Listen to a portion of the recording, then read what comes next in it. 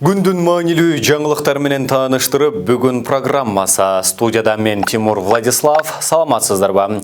Алгач чыгарылыштын кыскача мазмуну менен таанышып алыңыздар. Шайлоо алдында оптом каттоого тургандар боюнча кылмыш иши козголушу керек. Четин башкы прокуратура териштире баштады. Молдо сөзсүз эле мечитте отурушу шарт эмес. Чубагачы депутат болушу мүмкүн. Камакта жаткан блогер Сыдымандын апасы президентке кайрылып, элден кечирим сурады. Атамекен партиясы съездге кызуу даярданууда. Демалыш күнү Бишкек шаардык уюмунун конференциясын өткөрдү. Буга чейин партиянын конференциялары Нарын, Жалалабад жана Талас облустарында болуп өткөн. Конференцияга 500дөй адам катышып, чакырылган коноктор жалындуу сөздөрдү айтышты. Акырында партиянын билдирүүсү кабыл алынды. Кененирээк алдыдагы сюжет.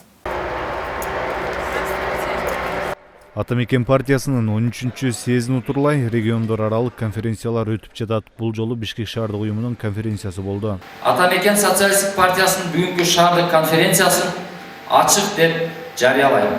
Атамекен башка партиялардан айырмаланып, партиянын жергиликтүү уюмдарына маани берип, партиялык түзүлүш, партиянын алдыга койгон программасы, партиянын жергиликтүү уюмдарынын чечимин эске алуу менен түзүлүп жатат.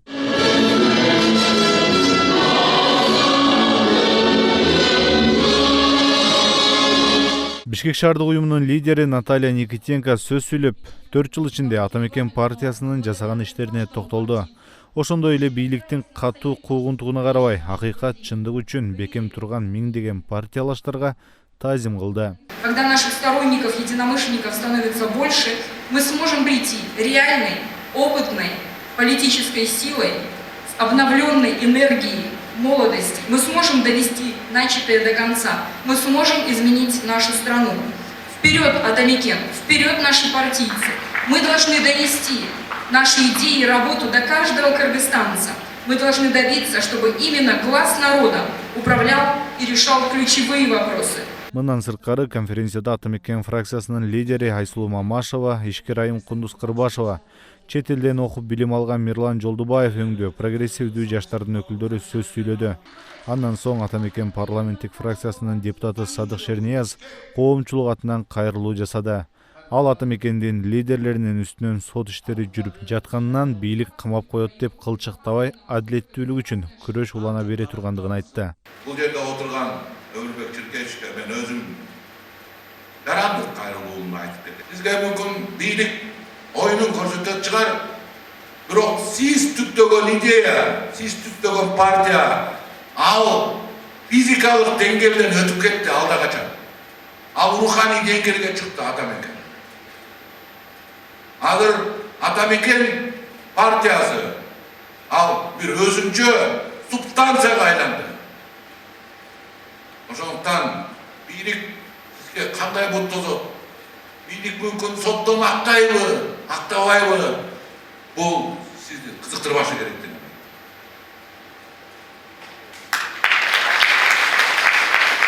Бизди Атамекен партиянын тагдыры кызыктырыш керек. Ошондой эле Атамбаевдин учурунда саясий репрессияга кабылган Өмүрбек Текебаев менен Дүйшөнкул Чотоновго козголгон кылмыш ишине акыйкат өкүм чыкпаса, мурда сот прокурор болуп иштеп кеткен абройлуу адамдардын курамынан коомдук сот түзүп, 2 саясатчынын ишине жалпы эл баасын бериш керек деген кайрылуусун жасады.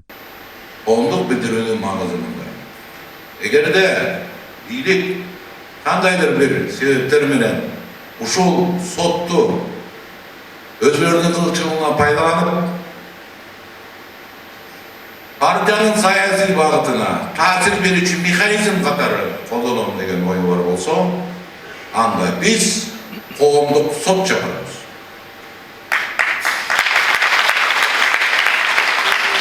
Анда биз Амир сотун чакырабыз. Анда биз Кыргыз элинин граждандык сотун чакырабыз. Буга бизге конституциядагы, мыйзамдагы, биздин демократиялык принциптердагы толук жол берет. Ошол сотто биз Кыргыз элине көрүнүктүү инсандарды, парламенттин спикерлерин, мурунку Ökmöttün murunku premier ministerlerin, ökmöttün yeldin murunku prezidentlerin, murunku mıktı sotlarları, murunku mıktı prokurorları da çağırıyoruz. Oşol prokurorlar bunu özün, okberet sözü. Oşol derler, biz advokatlar arkalı gününü çok koçargan dalillerdi, tasdiqlayız.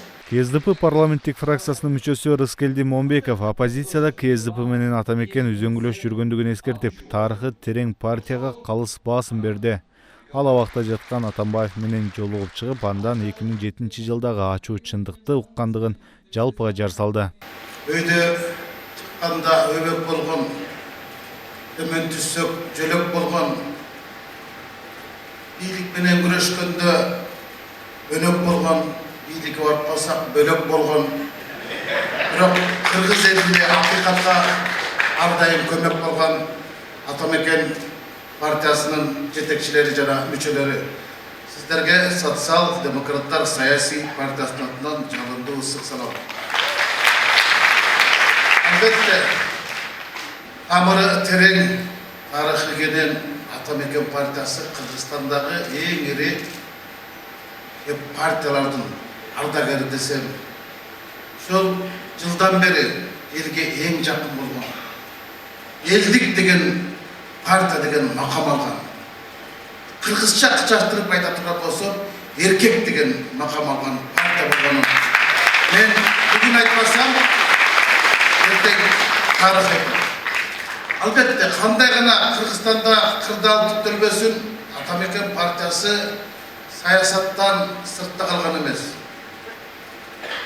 Кече абакта жаткан Алмаз Шаршеновичке кирип, аңгемелеп жатканда шайлоолор жөнүндө сөз болуп, анан бир чындыкты айтты, мен билген эле чындык, көпчүлүгүңөр деле билет болсоңуздар керек. 2007 жылкы парламенттик шайлоодо Атамекен партиясы уткан. Деген 13 жыл борунку урдалып кеткен чындыкты айтты да. Эми акталып жаткан талапкерлериңер кандай экенин менин кабарым жок. Бирок саяпкериңер саясаттын сакасы экенин жакшы. Өмүрбек Ширкешевдин шайлоого тизмени баштап барабы, же партияны жетектеп барабы айырмасы жок Атамекен партиясы арасында. Силер эми мына тренер мыкты болсо команда күчтүү болот да. Силердин тренериңер Кыргызстандын 6 жолку чемпиону. 6 жолу парламентке. Эми аттыңарды агытканы жатасыңар Аламан байгеге. Аттыңар аксыбасын. Байгелүү болсун. Партия лидери Өмүрбек Текебаевга сөз берилип, ал экономикалык кырдаалга, мамлекеттик башкарууга элдин көңүлүн бурду. Экономиканын өсүшү басаңдады. Үз инвестиция Кыргызстанга келбей калды. Өлкөдөн акча качып атат. Өзүбүз Кыргызстандан алып башка өлкөлөргө сатып атабыз. 5 жылдан бери биринчи жолу ушул жылы мигранттардан келген переводдордун көлөмү азайды. Бир мисал айтып койгум келет. Мирзаев чечим чыгарыптыр. Кыргызстанда 1000 деген өзбек студенттер окуйт экен. Кыргызстанга окуш үчүн акча таштайт экен. Ошол жерде жашап жүргөн үчүн да акча таштаса керек. Эмне үчүн алар акчаны алып таштайт? Өзүбүзгө келип берсиңер. 1000 деген студенттерин быйыл шаршылык түрдө өзүлөрүн алып кетип отурат. Айыл чарбабызга да ушундай. Жеңил өндүрүш тармагында дагы Өзбекстан менен чек ара ачылганда биз утулуп атабыз. Соодада тууган жок дегенде эл аралык мамилелерде дагы комушулук, достук, тууган деген мамиле болбогондугу ушул мисалдан көрүнүп турбайбы? Экономикалык кризистен чыгуунун мыйзамдуу жолу бар. Текебаев шайлоочуларга кайрылып, дал ошол мыйзамдуу жолду тандап алууга чакырды. Анда салам айтпайт дегендер бүгүн шайлоочунун эшигин дубанадай сагынып келип, алардын бата сурайт, алардын добушун сурайт. Олигархтын ошол жерге барат. Бийликтин партиясы ошол жерге барат. Баары ошол жерге барат. Урматтуу тууган, урматтуу шайлоочу. өлкөнүн тагдыры сенин колуңда турбайбы? Чыныгы кожоюн сен турбайсыңбы? Бир күн болсо дагы ошол күндүк чечими 5 жылдык өлкөнүн тагдырын аныктайт турбайбы? Биз өзүбүздүн ушул күчүбүздү, өзүбүздүн ушундай статусубузду сезе билбейдикпи?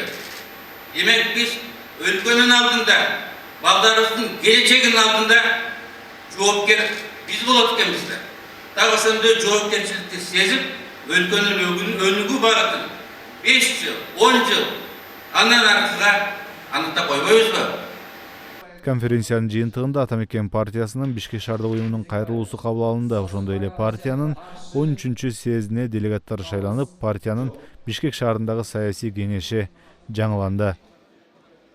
Ал эми бүгүн башка Атамекенчи Текебаевдин жана Чотоновдун соту 1-май райондук сотунда уланды.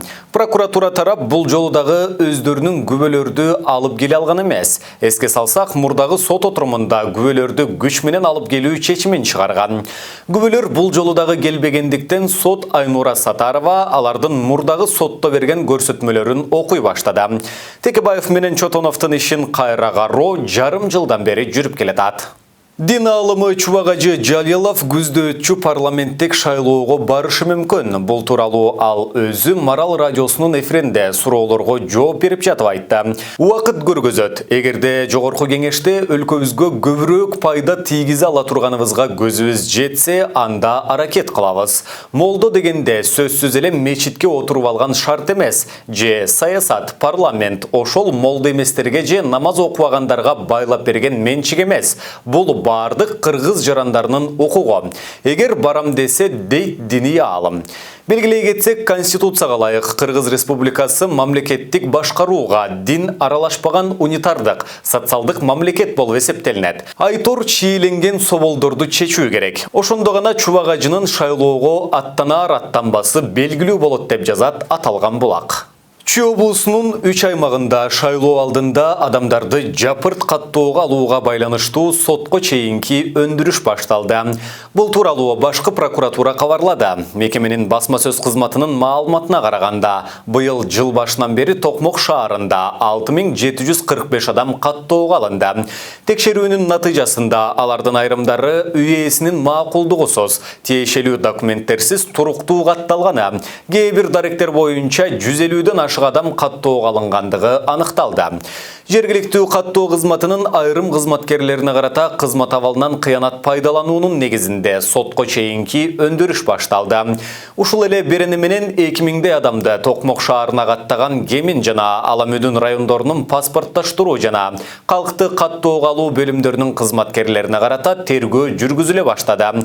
Буга чейин башкы прокуратура Ош шаардык кеңешине шайлоонун алдында добуштарды сатып алуу аракети болгонун, жапырт каттоого тургузууга байланыштуу иш боюнча тергөө жүрүп жаткандыгын кабарлаган. 12 апрелде жергиликтүү кеңештерге шайлоо 26 айылдык кеңеште жана 5 шаардык кеңеште өтөт. Блогер Элмирбек Сыдымановдун апасы Махабат Молдомусаева президент Жээнбековго кайрылып, уулунун ишине калыс көзөмөл жүргүзүүнү өтүндү. Ал уулунун атынан элден кечирим сурап, ал жаңылып сүйлөп алгандыгын белгиледи. Президентке жазган кайрылуу катында Молдомусаева уулу эч кимди аймактык кастыкка үгүттөбөгөнүн айтып, балам киши өлтүргөн жок, уурулук кылган жок, эч кимди касташууга дагы чакырган жок. Элмир эки жакты бөлөйүн деген такыр ою жок. Мен өзүм Жалал-Абадтын Каракөл шаарынан болом. Мен дагы түштүктүкмүн деп белгиледи. Ошону менен катар ал эне жүрөгүн эске алып, биздин оор турмуш шартты эске алып, Элмирге түшүндүрүү иштерин жүргүзүү гана жетиштүү болоорун өтүндү. Блогер Сыдыманов аймак аралык кастыкты козутуу боюнча шектүү катары 18 февралда 2 айга номер 1 СИЗОго камалган. Анын адвокаттары бөгөт чарасын өзгөртүүнү өтүнүп, шаардык сотко арыз беришкен. Жазык кодексинин 313 беренеси боюнча айыпталгандардын күнөөсү сотто далилденсе, алар 7 жылга чейин эркинен ажыратылышы ыктымал. Камактагы адам Бишкектин соода борборлорунда теракт болот деп билдирүү тараткан. Бул тууралуу УКМКдан билдиришти. Маалыматка ылайык, бир күн мурун болжол менен саат 13:14-тө Чүй облустук УКМК башкармалыгынын нөөмөт кызматына өзүн Саид деп тааныштырган адам саат 16:00-дө Бишкек шаарындагы соода борборлорунда теракт болот деген маалымат берген. Аталган факты терроризм актысын жасайм деп коркутуу беренеси боюнча катталып, ыкчам издөө иш-чараларынын жүрүшүндө телефон чалган адам Бишкектин 1990-жылкы жараны болгондугу аныкталган. Ал 11 жылга соттолуп, учурда Молдовановкадагы түзөтүү колониясында отургандыгы дагы белгилүү болду. Шектүү жаран айып изоляторунда отурганда аталган телефон чалууну кылгандыгын мойнуна алып, колониядагы коркутуулардан улам бул кылмышты жасагандыгын айткан. Мыйзамга ылайык террористтик акт жасоо коркунучун келтирген тарап 7 жылдан 10 жылга чейин эркинен ажыратылат. 2020 жылдын 23 февралында Чүй областык улуттук коопсуздук мамлекеттик комитетинин башкармалыгынын нөөмөт кызматына өзүн Саид деген ат менен тааныштырган адам саат 16:00-дө Бишкек шаарындагы соода борборлорунда теракт болот деген маалымат берген. Бул факт Кыргыз Республикасынын кылмыш жаза кодексинин 239-беренеси боюнча кылмыштардын жана жоруктардын бирдиктүү реестрине катталды. Ыкчам издөө иш-чараларынын жүрүшүндө телефон чалган адам Бишкек шаарында 1990-жылы туулган Тагир Султанбеков аттуу Кыргыз Республикасынын жараны экендиги такталды. Ал 2013-жылы Бишкек шаардык 1-май райондук сот тарабынан Кыргыз Республикасынын кылмыш жаза кодексинин 166-беренеси бул алдамчылык жана 167-беренеси бул тоноо боюнча 9 жылга эркинен ажыратылган. Ошондой эле 2017-жылы Сыгата райондук сот тарабынан Кыргыз Республикасынын кылмыш жаза кодексинин 170 жана 228-беренелери боюнча 11 жылга эркинен ажыратылган. Бул жерде айта турган болсок, ошол 2017-жылы номер 3-түзөтүү колониясында отурган учурунда терроризм актысы тууралуу телефондон жалган маалымат берген. 2018-жылдын ноябрь айынан тартып номер 1-түзөтүү колониясында жазасын өтөп жаткан. Султанбеков Тагир сурак учурунда айып изоляторунда отурган аталган телефон чалууну кылгандыгын мойнуна алып, номер 1-түзөтүү колониясындагы коркутуулардан улам бул кылмышты жасагандыгын айткан. Азыркы учурда бул факт боюнча тергөө жүрүп жатат. Ошондой эле Кыргыз Республикасынын улуттук коопсуздук мамлекеттик комитети эскертет, террористтик акт жасоо менен коркутуу бул кылмыш болуп эсептелинет. Кыргыз Республикасынын кылмыш жаза кодексинин 239-беренесине ылайык террористтик акт жасоо коркунучун келтирген тарап 7 жылдан 10 жылга чейин эркинен ажыратылат. Кыргыз-Тажик мамлекеттик чегара боюнча протоколго кол коюлду. Ага ылайык Кыргызстан менен Тажикстан 23 гектар жерди алмашуу боюнча макулдашышты. Кыргызстан менен Тажикстандын вице-премьер-министрлери Акрам Мадумаров менен Азим Ибрагим жетектеген чегараны делимитациялоо боюнча өкмөттөр аралык комиссиянын жумушчу жыйыны 22 февралда Баткен облусунда өткөн. Жолугушууда тараптар биринчи жолу Кыргыз-Тажик чегарасындагы аныкталбаган аймактагы 23 гектар жерди алмашуу боюнча макулдашкандыгын Азия Плюс жазды. Ошентип чегара аймактарында эки мамлекеттин ортосунда узакка созулган талаш-тартыш маселеси чечилүү жолуна түштү деп айтылат. Бирок ошол эле учурда кайсы аймактардын алмаштырыла тургандыгы айтылган эмес. Мындан сырткары Кыргызстандын Баткен облусу менен Тажикстандын Согди облусунун 2020 жылга кызматташуу иш-чараларынын планы бекитилген. Аталган маселе боюнча кезектеги жолугушуу ушул жылдын март айынын аягында болмокчу.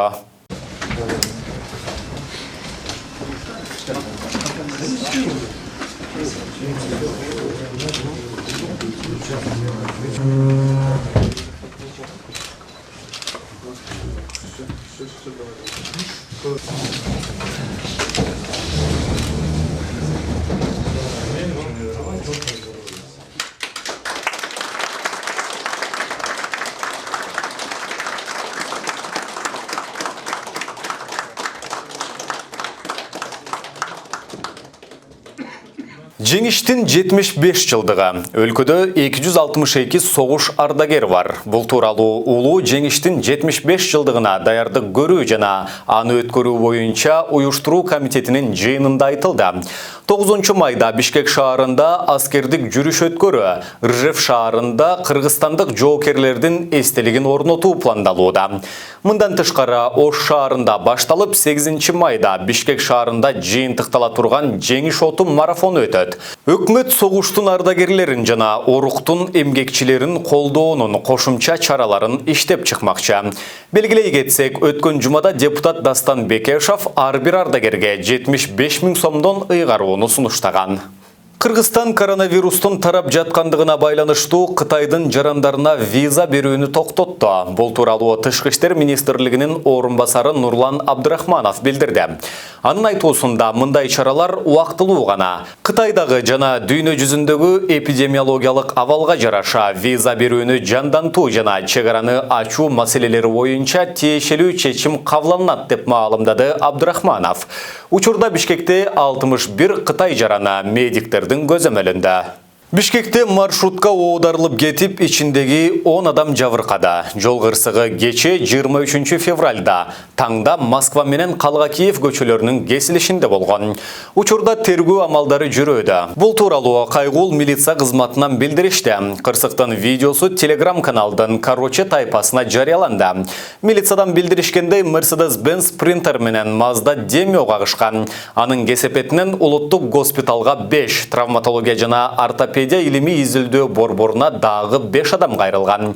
Учурда тергөө амалдары жүрүүдө деп айтылат маалыматта. Мына ушуну менен бүгүнкү берүүбүздү жыйынтыктайбыз. Алдыдагы эфирлерден амандашканча сак саламатта туруңуздар.